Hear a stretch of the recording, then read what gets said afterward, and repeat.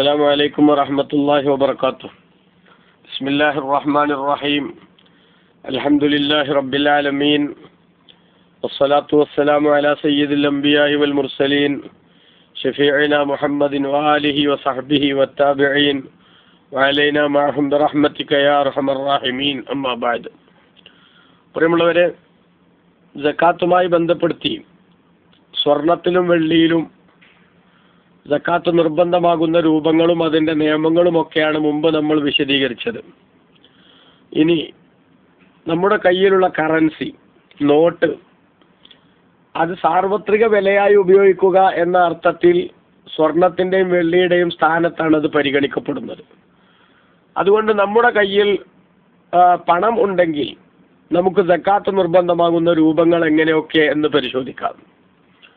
595 gram വെള്ളി വാങ്ങാനുള്ള വില ഒരാളുടെ കയ്യിൽ ഒരു വർഷം ഉണ്ടായാൽ അത് ചെലവാകാതെ അവൻ്റെ ഉടമാവകാശത്തിൽ നിന്ന് നീങ്ങാത്ത നിലക്ക് ഒരു വർഷം കയ്യിലുണ്ടായാൽ അതിൻ്റെ 2.5% സക്കാത്തായിട്ട് കൊടുക്കണമെന്നാണ് നിയമം. ഉദാഹരണത്തിന് ഞാൻ പറയാണ്, ഷാർപ്പ് കണക്കല്ല. 5000 ദിർഹം ഒരാളുടെ കയ്യിലുണ്ടായാൽ 595 ഗ്രാം വെള്ളി വാങ്ങാനുള്ള പണമാകുമെന്ന് സങ്കല്പിച്ചോളൂ. ചിലപ്പോൾ അത്രയൊന്നും വേണ്ടി വരില്ല, അത് ഉദാഹരണത്തിന് പറയാണ്.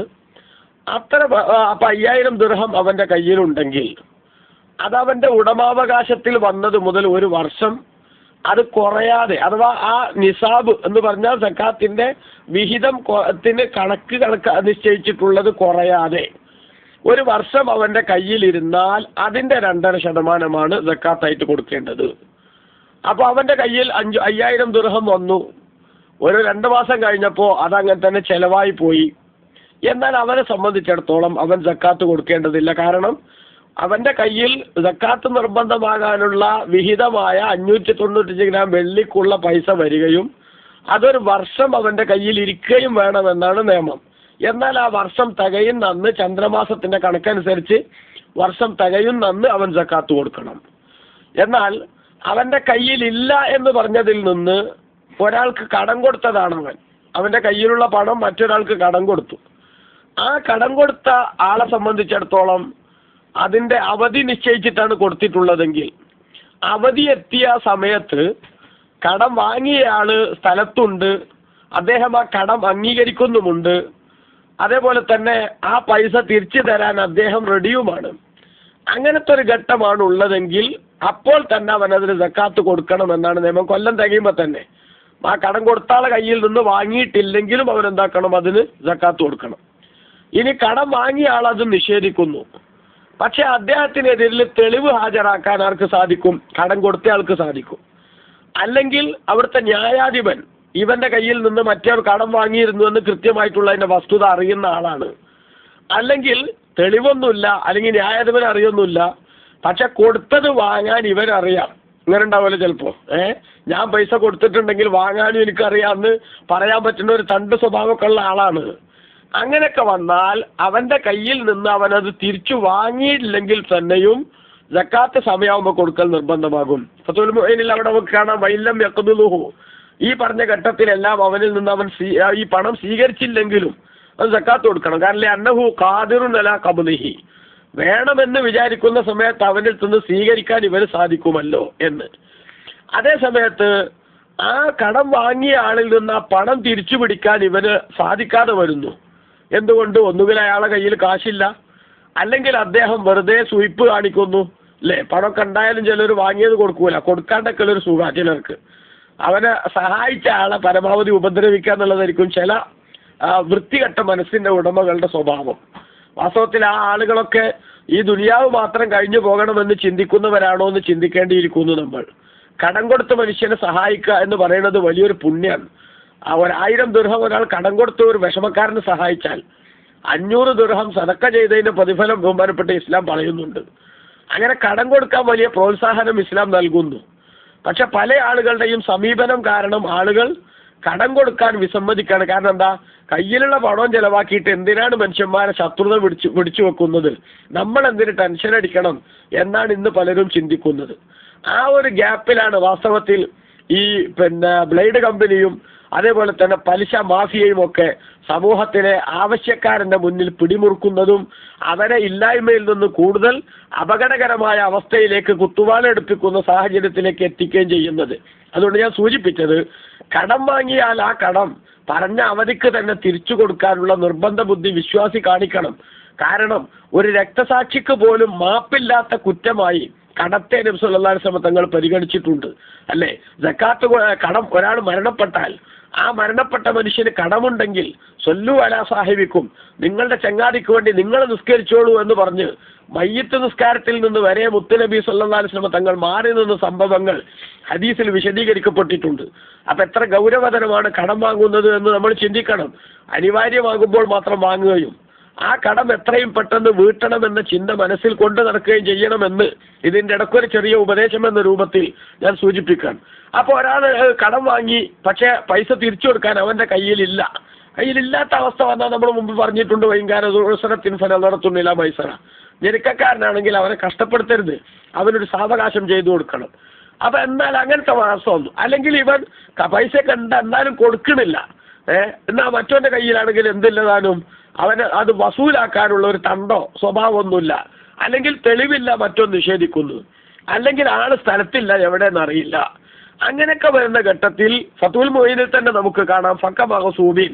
എന്നാൽ അത് അപഹരിക്കപ്പെട്ടു പോയ, പിടിച്ചുപറിക്കപ്പെട്ട സാധനത്തിന്റെ ധനത്തിന്റെ നിയമമാണ് അതിന് എന്ന് പറഞ്ഞാൽ ഫലാ യൽസമുഹുൽ ഇഖ്റാജു, അവന് സക്കാത്ത് കൊടുക്കൽ നിർബന്ധമില്ല, ഇല്ല ഇൻ ഖബലഹു, അത് കയ്യിലെത്തിയാലല്ലാതെ.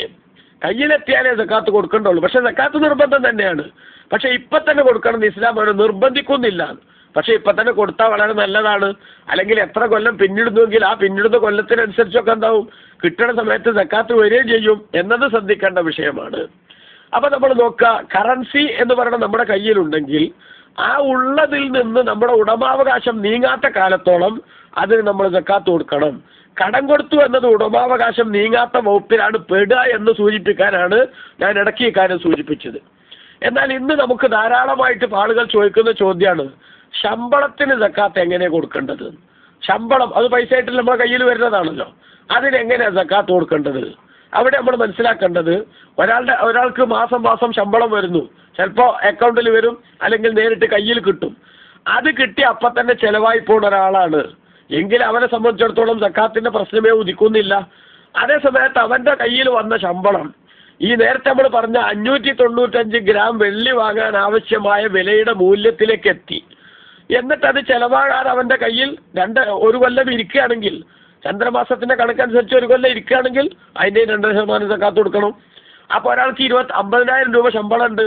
ആ ശമ്പളം 50,000 രൂപ അവനിങ്ങോട്ട് വാങ്ങിയിട്ട് 2 ദിവസം കൊണ്ട് തന്നെ അതാണ് തീർന്നു പോകുന്ന ആളാണെങ്കിൽ, ഞാൻ ഇത്ര ശമ്പളം വാങ്ങുന്ന ആളാണ് എന്ന് പറഞ്ഞ് സക്കാത്ത് അവരോട് ചോദിക്കുന്നത് ശരിയല്ല. ഇനി നമ്മൾ മനസ്സിലാക്കേണ്ട ഒരു സംഗതി, നിസാബ് ഒരു കൊല്ലം ഉണ്ടായാലേ സക്കാത്ത് കൊടുക്കേണ്ടുള്ളൂ എന്നുള്ളത് ഇവിടെയൊക്കെ പ്രധാനമായി പരിഗണിക്കേണ്ടതാണ്. വേറൊരു കാര്യം നമ്മൾ ചിന്തിക്കേണ്ടത്, അപ്പൊ ചെലവാകാത്ത രൂപത്തിൽ ഇരിക്കുന്നുണ്ടെങ്കിൽ എന്താക്കണം, സക്കാത്ത് കൊടുക്കണം. അപ്പൊ ഒരാൾ എന്താണ് ചോദിച്ചു, അവന്റെ ശമ്പളത്തിൽ നിന്ന് എല്ലാ മാസവും അവൻ കൃത്യമായി ഒരു എമൗണ്ട് മാറ്റിവെക്കും എന്ന് പറഞ്ഞാൽ ചെലവാക്കാതെ അതങ്ങനെ സൂക്ഷിച്ചു വെക്കുകയാണ്, അക്കൗണ്ടിൽ തന്നെ കിടക്കുകയാണത്. അപ്പൊ എല്ലാ മാസവും അവന്റെ കയ്യിൽ ഇങ്ങനെ വരുന്നതിൽ നിന്ന് 50,000 രൂപ ശമ്പളമുണ്ട്, അതിൽ നിന്നൊരു 10,000 രൂപ ഉദാഹരണത്തിന് എല്ലാ മാസവും മാറ്റിവെക്കും എന്ന് കൂട്ടിക്കോളൂ, അത് ചെലവാക്കാതെ മാറ്റിവെക്കും. അങ്ങനെയാണെങ്കിൽ അങ്ങനെ മാറ്റിവെച്ച് 595 ഗ്രാം വെള്ളി വാങ്ങാനുള്ള വില എന്നാണോ എത്തുന്നത്, ആ എത്തിയ മാസം മുതൽ അവൻ എന്താക്കണം, അവന്റെ കൊല്ലം കണക്കാക്കണം. മുഹറം 10-നാണ് എന്ത് ചെയ്തത്, 595 ഗ്രാം വെള്ളി വാങ്ങാനുള്ള വില അവനായതെങ്കിൽ അത് മുതൽ അടുത്ത മുഹറം 10 ആകുമ്പോൾ അതിൻ്റെ 2% അവൻ സക്കാത്ത് കൊടുക്കണം. അതങ്ങനെ വരുമ്പോൾ മാസം 10 മാറ്റി വെക്കുന്നുണ്ടല്ലോ. 595 ഗ്രാം വെള്ളി വാങ്ങാൻ പിന്നെ വേണ്ട കണക്കായ ഈ മുഹറം 10-ന് അവൻ എന്തായി, പിന്നെ സക്കാത്തിന്റെ നിസാബ് തികഞ്ഞു. ഇനി അടുത്ത കൊല്ലാവുമ്പോൾ സക്കാത്ത് കൊടുക്കണം എന്ന് പറഞ്ഞല്ലോ. എന്നാൽ അടുത്ത സഫറിലും എന്തായിട്ടുണ്ട്, ഇതേപോലെ 10 മാറ്റി വെച്ചിട്ടുണ്ട്. പിന്നെ റബീഉൽ അവ്വലിലും 10 മാറ്റി വെക്കുന്നുണ്ട്. എല്ലാ മാസവും 10 മാറ്റി വെക്കുന്നുണ്ട്. അപ്പൊ മുഹറത്തിൽ സ്റ്റാർട്ട് ചെയ്ത ഈ നിസാബ് തികഞ്ഞു എന്ന സക്കാത്തിന്റെ കണക്ക് പൂർത്തിയായി എന്ന ആ കൊല്ലത്തിൽ നിന്ന് ഓരോ മാസവും എന്ത് ചെയ്യുന്നു, ഇതേപോലെ 10 വീതം കൂടുകയാണ്. ആ കൂടുന്നത് ചെലവാകാൻ അവന്റെ കയ്യിൽ ഇരിക്കുകയാണ്. എങ്കിൽ കണക്ക് തേക്കുന്ന വിഷയത്തിൽ ഈ 10ന്റെ കൂട്ടെ നേരത്തുള്ള ആ പിന്നെ പണം എന്താക്കും, പരിഗണിക്കും. പിന്നെ ഈ മുഹറത്തിൽ എന്ത് ചെയ്തു, അവന്റെ കയ്യിൽ പിന്നെ സക്കാത്തിന്റെ നിസാബാവുന്ന ഒരു ഉദാഹരണം പറയണ 5000 ദിർഹം അവന്റെ കയ്യിൽ വന്നു. അടുത്ത മുഹറത്തിൽ എന്താക്കണം, 5000 സക്കാത്ത് കൊടുക്കണം. എന്നാൽ ഈ സഫറിൽ തന്നെ എന്തായിട്ടുണ്ട്, 5200 അവന്റെ കയ്യിൽ വന്നിട്ടുണ്ട്. നേരത്തുള്ള 5000 ഈ മാസം വന്ന 200. അങ്ങനെയാണെങ്കിൽ അടുത്ത സഫറിൽ ആ 200ന്റെ സക്കാത്ത് കൊടുത്താൽ മതി. കാരണം 5000ന്റെ സക്കാത്ത് കഴിഞ്ഞ മാസം കൊടുത്തിട്ടുണ്ടല്ലോ. ഇതിങ്ങനെ തന്നെയാണ് നമ്മളെ സാധാരണ ഫണ്ടുകൾ, അതേപോലെ തന്നെ കുറികൾ, ഇതിലൊക്കെ വരുന്ന പൈസയുടെയും അവസ്ഥ ഉണ്ടാവുക. മനസ്സിലായോ? അതായത് നമ്മൾ ഫണ്ടിന് എന്ത് ചെയ്യുന്നു, എല്ലാ മാസവും ഒരു 200 ദിർഹം വീതം ഇൻവെസ്റ്റ് ചെയ്യുന്നു. ആ പിന്നെ അതിലിങ്ങനെ അടച്ചുകൊണ്ടിരിക്കണ പൈസ 595 ഗ്രാം വെള്ളി വാങ്ങാനുള്ള പൈസ ആയത് മുതൽ ഒരു കൊല്ലം തികയുമ്പോൾ സക്കാത്ത് കൊടുക്കണം. പക്ഷെ ഓരോ മാസവും എന്ത് ചെയ്യുന്നത്, ഫണ്ടിൽ പൈസ ഇങ്ങനെ കൂടി വരുന്നുണ്ട്. അപ്പൊ കൂടി വരുന്നതിന് അതാത് മാസങ്ങളിൽ സക്കാത്ത് കൊടുക്കുകയും കണക്ക് കൂട്ടുന്നതിൽ 595 ഗ്രാം വെള്ളിക്കുള്ള വില എന്ന് കണക്ക് കൂട്ടുന്നതിൽ നേരത്തെയുള്ള നിക്ഷേപത്തെ തുന്നെ പരിഗണിക്കുകയും ചെയ്യുക എന്നതാണ് അവിടെ നമ്മൾ ശ്രദ്ധിക്കേണ്ട കാര്യമെന്ന് പ്രത്യേകം നമ്മൾ സൂക്ഷിക്കുക. അല്ലാഹു സുബ്ഹാനഹു വ തആല നമുക്കെല്ലാം നല്ലത് മനസ്സിലാക്കി ഉൾക്കൊണ്ട് ജീവിക്കാൻ തൗഫീഖ് നൽകുമാറാവട്ടെ. ബാക്കി വിഷയങ്ങൾ നാളെ ഇൻഷാ അല്ലാഹ്. വസല്ലല്ലാഹു അലാ സയ്യിദിനാ മുഹമ്മദിൻ വആലിഹി വസഹബിഹി അജ്മഈൻ വൽഹംദുലില്ലാഹി റബ്ബിൽ ആലമീൻ. വസ്സലാമു അലൈക്കും.